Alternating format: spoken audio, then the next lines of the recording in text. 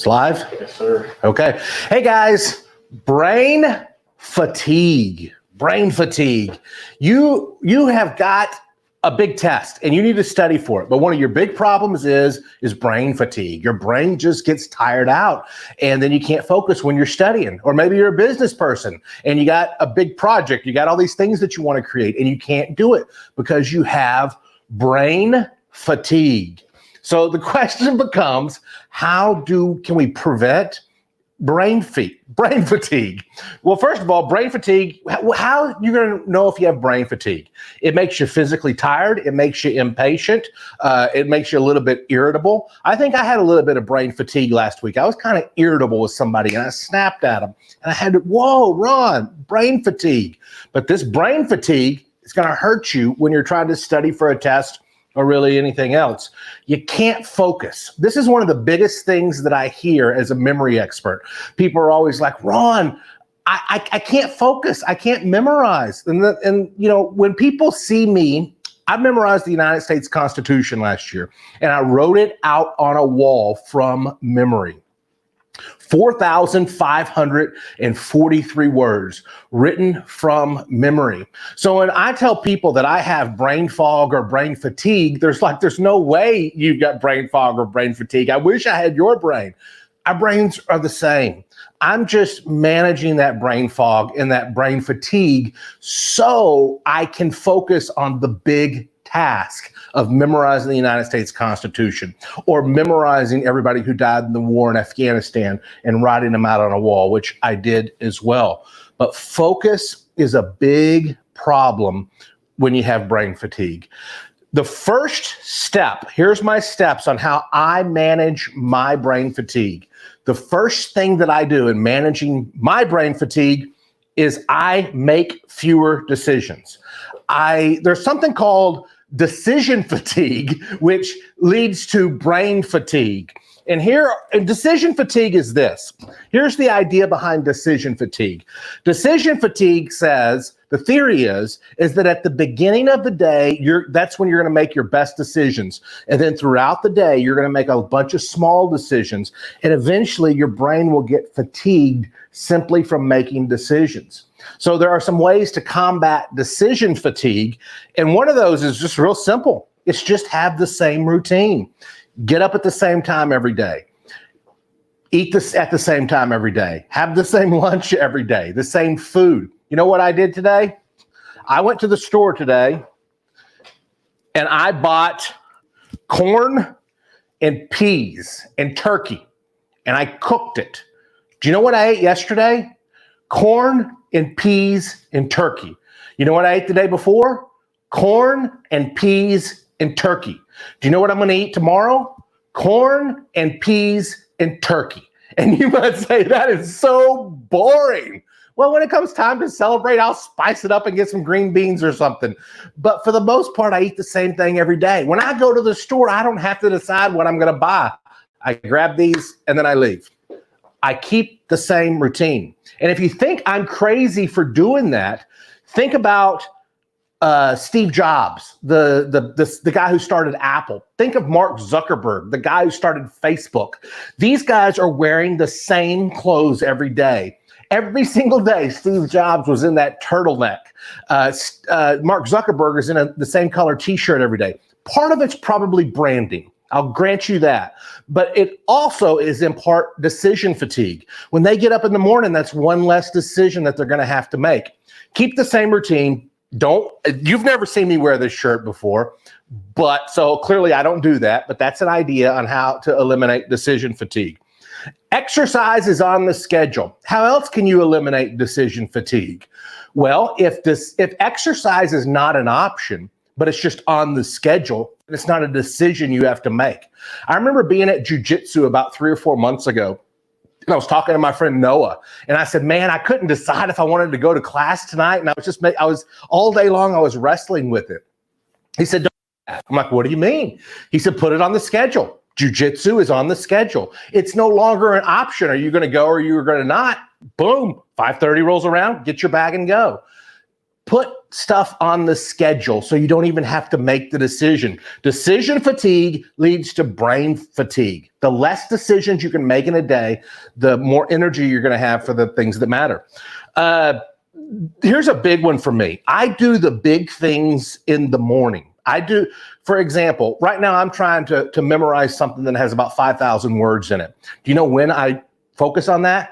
In the morning. Because I know by the afternoon or evening, I'll have made so much decisions, done so much mental energy that I am, by the way, this is a live stream right now. So if you have any memory questions or brain questions, please feel free to ask me those. Caleb, are we getting questions and stuff? A little bit here and there. Okay. So I do the big decisions in the morning. Tackle the big things first. And here, this also goes for studying. I will study first thing in the morning because I think that's when your brain is the freshest. You want to tackle the big things when your brain is fresh. I have another one here. Have a decision-making process, but here's a really good one. Simplify. Simplify as much of your life as you can. Put the stuff on auto bill pay that you can put on auto bill pay. Eliminate as many distractions as you can. Here's the point I'm getting with all this decision fatigue. The less decisions that you have to make throughout the day, the more fresh your brain is going to be. Eliminate the unnecessary stuff. Eliminate the unnecessary stuff. So when you're studying for that history test, you'll have the mental energy to do it. I think too many people have brain fatigue because they're focusing on stuff that doesn't matter. Next thing I'd like to say on this one is delegate. I delegate a lot to Caleb. Caleb, can you come over here for a second? Okay. Say hi, everybody. What's going on, everybody? This is Caleb. A lot of times I don't say, hey, I say, Caleb, this is what I want done, but I don't always say this is how I want it done because I just delegate him to decide because I trust his ability to decide the right way to create the videos or whatever. So delegate. Go ahead. Oh, thank you, Caleb. Thank you, Ron. Amy as well. Amy helps me. Amy, if you're out there, Amy helps me out a lot too. Make fewer decisions, get outside. When you are studying breaks, you've heard me say this before. One of the reasons you're going to get brain fatigue is because when you're studying, when you're trying to learn, you are studying for too long. Your brain is not going to be able to be focused for that long of a period of a time. Personally, when I'm trying to memorize something, like when I was working to set the record for the fastest to memorize a deck of cards in the United States, I would train for maybe 30 minutes, and then I would take a 10, 15-minute break. Then I would train for 30 more minutes, and then I would take a 10 or 15-minute break. My training was more effective because I broke it up into chunks. Another thing that I will say on this, brain fatigue is often a result of not getting enough sleep. So you're tired. Dr. James Moss, who is an expert on sleep, I heard him give a speech once, and he said that people often think, oh, I can function on 4 or 5 hours of sleep a night and I'll be fine. You might be able to be fine, but he said no matter how effective you are on 4 or 5 hours sleep, you'll be more effective on 6 to 8 hours sleep. So it's almost like a bragging game. People almost want to brag. Yeah, I only get 4 or 5 hours of sleep, or I don't need that much sleep. It's the dumbest bragging game in the history of the world. Okay? If you are super efficient on 4 or 5 hours sleep, you'll be more efficient on 6 to 8 hours sleep. He had Olympic athletes, Dr. James Moss did, come to him and they were like, hey man, we want to be more efficient. We've got fatigue or whatever. And he said, well, stop, getting up so early, sleep in. And they're like, sleep in? What will everybody think if I'm sleeping in as an Olympic athlete? He said, would you rather worry about people what you think about now or worry about what they think of you after you get the gold medal? And they did what he said and they got the gold medal. Here's a big one. Brain fatigue is often a result of engaging in drama. Here's my philosophy on this. DED. Don't engage drama. The people on social media who are constantly in a debate with somebody, constantly in a drama debate, Have you ever seen those kind of people accomplishing huge things in the world? Maybe the rare exception they are, but as a general rule, I don't think they can be. I don't think it's possible, because everybody from Albert Einstein to you has a limited amount of brain energy, a limited amount of focus power. And if you are using that focus power to get on Facebook and engage in drama with other people, you have got to be more intelligent than Albert Einstein to be able to jug engaging in drama over here and then do amazing things in the world. Maybe you can do both, but the average person can't. Albert Einstein, when he was working on the theory of relativity, he had conflicts with some people in his life. This was before social media. He wasn't on social media and social media debates, but he had conflicts with them.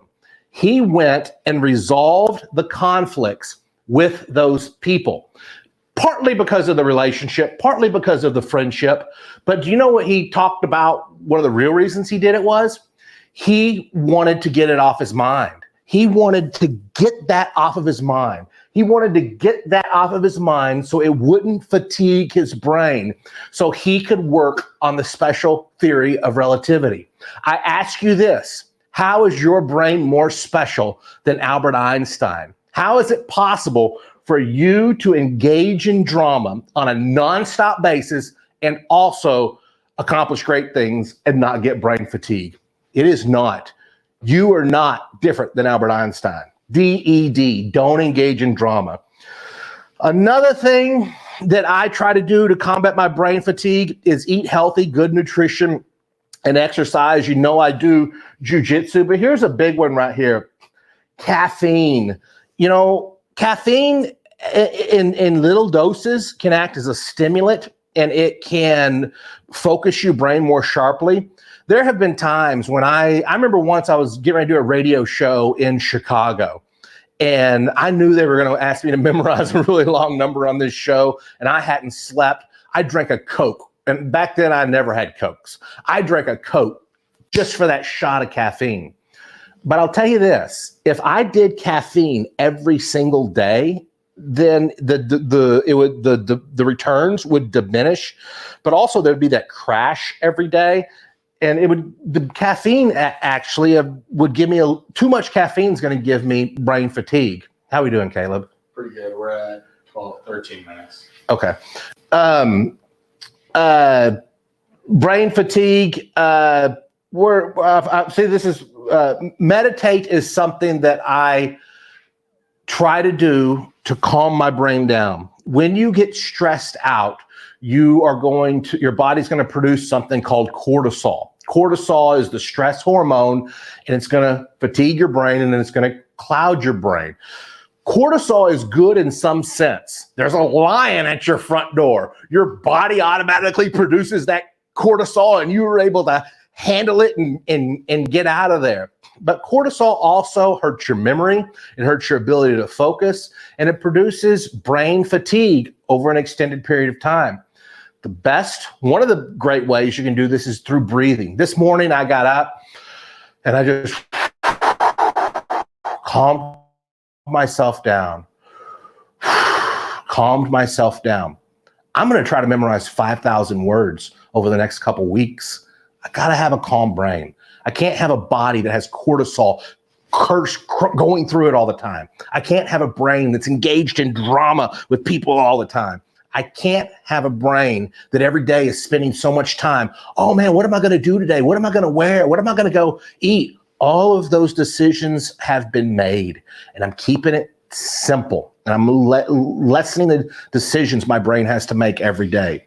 Focus on the higher yielding stuff, because you can only make quality decisions for so long before you get exhausted. Make the biggest decisions in the morning and focus on the highest yielding decisions. Right now, for me, the highest yield is doing these YouTube videos and also the memory project I have. So I do these as early in the day as I can. And then I have lower yield tasks that I do later in the day because it requires less mental energy. But I'm going to tell you what, by 6 or 7 o'clock tonight, I'll probably still be working a little bit. but it'll be on a lower yield task because I won't have the same mental energy. My brain will be fatigued. And I'm kind of end this with these 2 points, and then I'll open up for questions, and the questions can be general memory questions. If you're watching on YouTube, I appreciate all the likes on YouTube. I appreciate all the comments on YouTube. If you're watching on YouTube, ask your questions below, and I'll answer them here in a second. But let me give you my last 2 tips on how to combat brain fatigue. And the first one is stop second guessing yourself. Stop second guessing yourself. All day long, you're going to make decisions. And then after you make that decision, you're going to be like, oh my gosh, was that the right decision? Did I make the right decision? Make the decision and let it be and move on. But that's doubting yourself, that second guessing yourself is of no use because the decision has already been made. You've already acted. Put it out there and see what the results are. But stop second guessing yourself. That second guessing yourself is going to lead to brain fatigue. And the last thing I'm going to tell you is have fun. And this is the hardest thing for me to do, believe it or not, because fun should be what everybody should want to do. But I give myself a cutoff of about 7 to 8 p.m. every night. I'm flexible on that. It's not a strict rule, but I like to be done working by 7 or 8 p.m. And here's the reason why. I find that when I work from 8 a.m. to 11 or 12 a.m., or 8 a.m. to 12 a.m., which I've been known to do quite a bit, that last couple hours of work, it's not as effective. You know what I did 2 nights ago? I watched Call of the Wild with Harrison Ford, a movie about a dog named Buck based on the Jack London novel. I loved it. I just sat there for 2 hours and enjoyed that movie. It calmed me down. It relaxed me. And I fell asleep peacefully. Last night I watched Interstellar with Matthew McConaughey. Calmed me down. I enjoyed it. Pick something that requires no brain power and just a way for you to relax. And at least a couple nights a week, kind of wind down with that. You know what? I'll say one more thing on this brain fatigue. A lot of you are doing too many things. You're volunteering. You got too many hobbies. You're trying to, your friends, every time your friends call, pick up the phone. Hey, do you want to go meet for dinner? You're like, yes, I do. And you need to simplify. You just need, when the friends call, say, no, I can't do that. When somebody says, hey, can you volunteer over here? If you're overwhelmed right now, don't volunteer. It's okay to say no to people, even if it's for a volunteer or a good cause or whatever. But brain fatigue will kill your ability to memorize. There's no way I'd be able to memorize 5,000 words right now if I had brain fatigue. Caleb, do we have any questions coming in? Yeah, we got one that says decision fatigue. So basically you need to make it a habit first, especially when you're not used to it. There's a quote that says, make a habit and a habit creates you. What are your thoughts on this? Okay, so the quote is, make a habit and then the habit creates you. What are my thoughts on that? Yeah, psychologists say that it takes 21 days to create a habit.